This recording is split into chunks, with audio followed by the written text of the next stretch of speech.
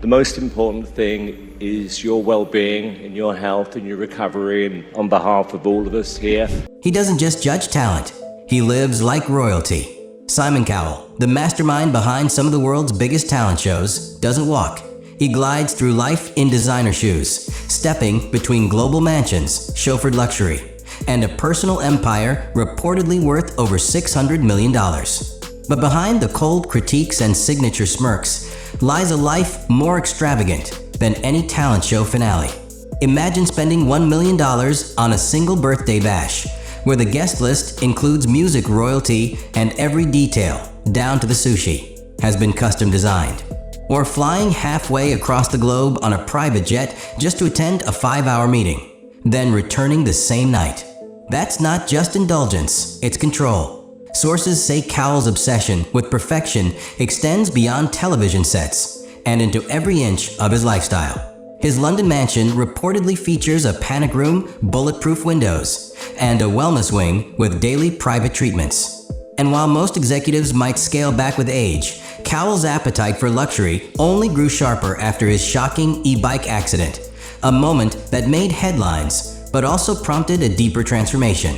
From custom-built motorbikes to stem cell therapy, everything he touches seems dipped in money and mystery. Yet beneath the glitz, there are whispers about paranoia, image obsession, and a drive that borders on manic. And one secret behind this empire? It might surprise even his closest friends. Because while the world sees Simon Cowell as the king of talent, few know just how far he's gone to stay on top. But that's only the beginning of the story.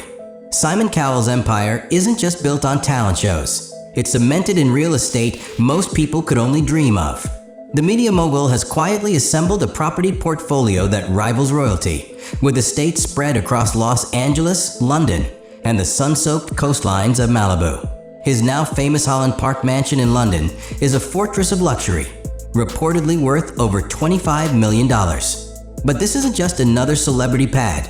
It includes a panic room, bulletproof windows, custom elevators, a private spa, and surveillance systems so advanced they rival government facilities. For Cowell, security isn't just preference, it's protocol. Then there's his Beverly Hills compound, which once hosted top execs, global celebrities, and even X Factor contestants in secret after-hours meetings. That estate alone was rumored to be valued at $15 million before he quietly offloaded it in a high-profile sale that had insiders speculating. Why is Simon liquidating his real estate empire? The answer may lie in Malibu, where he shifted focus to an oceanfront property with private beach access, high-tech wellness features, and even a meditation dome designed for mental clarity after his e-bike accident. And yet, the most intriguing detail comes not from what Cowell has bought, but what he's chosen to sell. In recent years, he's offloaded nearly $60 million worth of homes, from his London hideaway to his Beverly Hills estate. Some say it's downsizing. Others claim it's about shifting toward a quieter life with his son Eric. But a few insiders whisper that it's part of a bigger strategy: cutting noise, protecting privacy, and consolidating power. Because for Simon Cowell, real estate isn't just comfort. It's control, silence, and leverage. And just when people thought they had him figured out, his next move caught everyone off guard. When it comes to transportation, Simon Cowell doesn't just travel, he makes an entrance. For the music mogul, every vehicle, every ride is a statement of power and precision. Cowell's obsession with luxury is evident the moment he steps off his preferred Gulfstream G550, a private jet often chartered to shuttle him between his homes in Los Angeles, London, and even the south of France. But this isn't just about avoiding commercial lines. Cowell's travel style is meticulously curated for comfort, speed, and exclusivity. His personal jet setups reportedly include private bedrooms, entertainment suites, and staff trained to maintain absolute discretion. On the ground, the opulence continues. His garage has hosted some of the most jaw-dropping machines in celebrity history, from a Bugatti Veyron that can top 250 miles per hour to a custom matte black Rolls-Royce Phantom, a vehicle he's often seen using for red carpet arrivals. Ferrari 458 Italia? Already owned. Lamborghini Gallardo? Just one of many. But the most unexpected twist comes from his love of motorcycles. An obsession that turned controversial after multiple high-speed crashes, including a spinal injury from an electric bike accident in 2020. And yet, even after surgery and months of rehab, Cowell returned to two wheels. This time with a custom-built e-bike rumored to cost over $100,000 and engineered for both speed and safety. And let's not forget his over-the-top gifts to himself. On his 50th birthday, Cowell reportedly spent nearly $1 million on a custom speedboat docked in Saint-Tropez, complete with onboard studio equipment, just in case inspiration hits. While many celebrities invest in luxury, Cowell seems to collect it like chess pieces, each move calculated, each asset designed to maintain his image. Whether soaring through clouds or roaring down a coastal highway, one thing is clear. Cowell doesn't just chase success, he rides it at full throttle. But his obsession with control isn't limited to vehicles. It goes much deeper. While Simon Cowell's empire may have been built on finding stars, his personal brand is crafted with surgical precision, right down to the stitch of his shirt collar. Unlike most celebrities who flaunt logos, Cowell's style is subtle but obsessively curated, often centered around his trademark look. Crisp white button-down shirts, jet black high-waisted trousers, and round aviator sunglasses. But what appears effortless is anything but.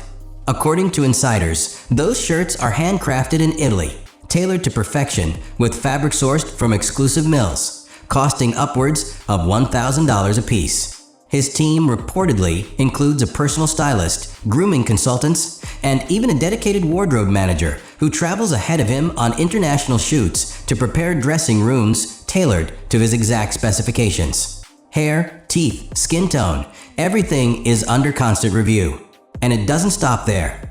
Even his daily grooming products are said to be custom formulated, with scents specifically designed to remain neutral on camera, but sophisticated in person. His obsession with image control has evolved into a lifestyle, influencing everything from the lighting on set to the architecture of his homes. One production assistant once leaked that Simon had a clause in his contract demanding that all backstage mirrors be set to a specific height to avoid unflattering reflections. It sounds absurd until you remember that Cowell built an empire on appearances. And then there's the luxury extended to his dogs. Yes, his Yorkshire Terriers, Squidly and Diddley, don't just have designer collars. They have their own suite in his Malibu home, complete with climate control, custom beds, and a private handler who prepares their organic meals. Sources say Cowell spends more annually on pet care than most people do on their mortgage. But behind the glamour is a man addicted to control, constantly perfecting every inch of his world. And as we dig deeper, even his own face became a battlefield in the pursuit of FL. Simon Cowell's pursuit of perfection hasn't just been about luxury. It's also been etched into his own face. For years, viewers watched the sharp-tongued judge age in reverse, sparking rumors and headlines that spiraled into public fascination and criticism. What began with subtle Botox eventually evolved into full-blown facial transformations that left fans asking, what happened to Simon? Photos from red carpets and TV sets in the late 2010s showed a drastically altered appearance, tighter skin, smoothed out lines, and a jawline that seemed sculpted by software. At first, Cowell deflected, joking about a bit of Botox here and there, but eventually admitted he went too far. In a rare moment of candor, he confessed to having gone a little overboard with fillers and vowed to have it all dissolved. But that was just the surface. Behind the scenes, Cowell has reportedly spent hundreds of thousands on advanced wellness treatments, ranging from daily vitamin 4 drips and cryotherapy to biohacking consultations with elite longevity experts. Sources claim he once traveled to Switzerland for stem cell therapy sessions that cost over $50,000 per treatment. After his 2020 e-bike accident, which left him with a broken back and forced him to relearn how to walk, Cowell's health regime intensified. He embraced a strict vegan diet, ditched alcohol, and began working with elite physiotherapists flown in from across Europe. One staffer revealed that Cowell now travels with a mobile wellness unit, essentially a luxury trailer stocked with gym equipment, recovery tools, and biometric monitoring tech. Yet, despite the intense routine, public reactions to his cosmetic choices remain polarized. Memes, mockery, and online speculation continue to trail his every appearance. But Simon doesn't seem fazed. For him, staying youthful isn't vanity, it's strategy. On screen, off screen, every angle matters. And just when people thought they'd seen the extent of his extremes, Cowell threw a party that stunned even the wealthiest circles. If you think Simon Cowell saves his theatrics for the screen, wait until you hear about his birthday parties. These aren't just celebrations. They're full-scale productions that rival televised award shows. For his 50th birthday alone, Cowell reportedly shelled out over $1 million to host an elite gathering at London's iconic Dorchester Hotel, a night that saw guests like Elton John, Lewis Walsh, and even Rihanna walk through velvet ropes under blinding paparazzi flashes. But this wasn't your average VIP party. It was a meticulously orchestrated display of wealth and power. Private chefs were flown in, champagne flowed like water, and floral arrangements were rumored to have cost more than most people's annual salary. For Cowell, excess is the entry point, not the peak. And it doesn't stop at his own celebrations. The entertainment mogul once made headlines for throwing a lavish birthday party for his 2 Yorkshire Terriers. Yes, his dogs, complete with a luxury pet bakery, designer treats, custom dog outfits, and guests who received parting gifts worth hundreds of dollars. Reports valued that canine soiree at over £250,000. Then came his milestone 60th, which was originally set to span 3 continents, from London to Los Angeles to Barbados, before being scaled down due to health concerns. Still, the guest list included A-listers, media moguls, and music legends, all flown in first class or via private jet, courtesy of Cowell's Psycho connections. These parties serve more than indulgence. They're part of a larger strategy. Cowell curates his image with the same detail he applies to his shows, blending exclusivity, spectacle, and subtle branding. Some say these events are just ego-driven splurges. Others see them as networking on steroids, power plays disguised as fun. But behind the lights, the music, and the million-dollar moments lies a very clear message. Cowell isn't just celebrating. He's reminding everyone who runs the room. And the foundation for all this success? It's not just fame. It's a business empire engineered for domination.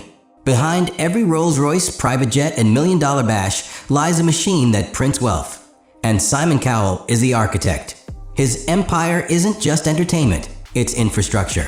The foundation was built in the early 2000s with Pop Idol. But the true game changer came when he launched The X Factor and Britain's Got Talent, franchises that would explode into global phenomena. With licensing deals spanning over 60 countries, Cowell didn't just create shows. He created formats, intellectual property, and recurring revenue streams. Every time a new season of Got Talent airs in Asia or Europe, Cowell gets paid. Every branded spin-off, reunion episode, or tour carries his DNA and his signature. At the height of his power, Cowell's Psycho Entertainment inked a massive deal with Sony Music, giving him partial ownership of a music label that signed megastars like One Direction, Leona Lewis, and Susan Boyle. These weren't just artists, they were talent show alumni turned into cash cows. But the real power move came in 2020, when Cowell made a rare, aggressive decision. He bought Sony out of their joint venture for an undisclosed sum, regaining full control of Psycho's TV operations. Industry insiders say it was a calculated risk, walking away from music, betting everything on content rights, and owning his legacy outright. That control now allows Cowell to license his shows, reboot formats, and negotiate streaming deals on his own terms. Even in semi-retirement, the empire hums. He holds the power to reboot X Factor at will, greenlight international expansions, or cash out massive licensing renewals. While some producers create content, Cowell creates engines. Behind the smile is a business mind obsessed with structure, residuals, and leverage. And unlike other moguls who rely on one hit, Cowell engineered a system that makes stars, breaks ratings, and multiplies revenue, all while keeping his face on the front. But even empires attract scrutiny, and not everything in Cowell's kingdom runs on charm.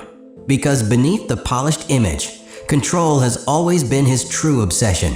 For all his wealth and worldwide influence, Simon Cowell's empire has always carried a shadow, a reputation for ruthless control, manufactured drama, and behind-the-scenes power plays that have earned both admiration and fear. Former colleagues, producers, and contestants have whispered for years about Cowell's obsession with dominance, claiming he doesn't just shape talent, he scripts the entire narrative. From judge firings announced without warning to last-minute song changes that derailed contestants' chances, Cowell's grip over production has been called absolute. Multiple judges across X Factor franchises, most famously Cheryl Cole, Nicole Scherzinger, and Sharon Osbourne, were abruptly removed, often amid rumors of clashing egos or contract disagreements. But sources close to production claimed the real reason was simpler. Simon didn't like being challenged. And while he publicly praises authenticity, there have been long-standing allegations of manipulating contestant stories, choosing who gets airtime, who gets the sob story, and who becomes the villain. One leaked memo from X Factor UK producers even suggested specific emotional arcs be pushed to boost ratings. Critics argue that Cowell's empire thrives not just on talent, but on carefully orchestrated television theater. Yet even off-camera, the image curation doesn't stop. Cowell is said to micromanage press releases, edit footage personally, and has final approval on promotional material, even down to thumbnail images. Some staffers describe the environment as exhilarating but exhausting, calling him both a genius and a perfectionist with a short fuse. And perhaps the most telling sign of insecurity lies in Cowell's desperate push to remain relevant in a fast-evolving media landscape. With streaming platforms rising and traditional TV audiences shrinking, Cowell's shows have seen declining ratings, a reality that doesn't sit well with a man who built his brand on dominance. But instead of fading quietly, Simon is retooling, rebranding his image as a family man, pulling back from the spotlight, and investing in digital ventures. The mogul may be retreating, but he's far from surrendering. Because in Cowell's world, stepping out of a light is never a sign of weakness, it's a strategy. And behind every smile, every silence, there's always one more move waiting.